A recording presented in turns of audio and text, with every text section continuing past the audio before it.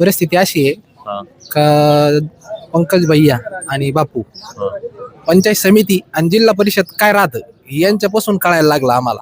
याच्यात कामं कशी राहते, पंचायत समितीचे काय कामं राहते, हे जेव्हापासून आम्ही यांच्यासोबत राहायला लागलो तसं आम्हाला कळायला लागलं. याच्या पहिले गण पंचायत समिती होऊन गेली, जिल्हा परिषद होऊन गेल्या, पण याच्या पहिले कळलंच नाही की याच्यातून काय कामं होती आणि कशी यायची ते फक्त दिसलेच नाही. आता हे जेव्हा इलेक्शन यांचे हे उभे राहिले पंचायत समितीला जिल्हा परिषदला, बापूमुळे काय लागलं का पंचायत समितीत किती काम आहे, जिल्हा परिषद मध्ये किती काम आहे आणि भरपूर काम आहे भैयाचे बी बापूचे बी.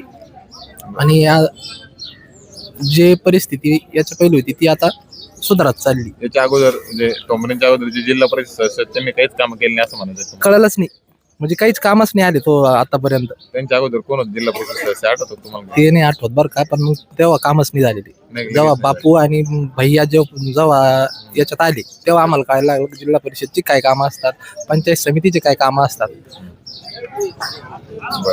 बरं आता समोर जे उमेदवार आहे त्यांचे काही आहे का काम?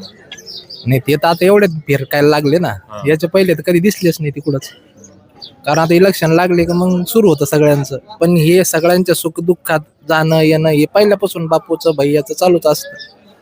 आता पक्ष पाहून मतदान होईल की माणूस पाहून, पक्ष पाहून. कारण पक्षांचं काही खरं राहिलेलं नाही. पक्ष आता कधी युती करतील सोडतील सांगता येत नाही. नाही, पक्ष पाहून नाही, आता माणूस पाहूनच करणे. आणि जवळची माणसं आहे, प्रेमाचे संबंध आहे आणि सगळ्या जनतेचा कौल असा आहे का भैयाला आणि बापूला खूप मानतात लोक.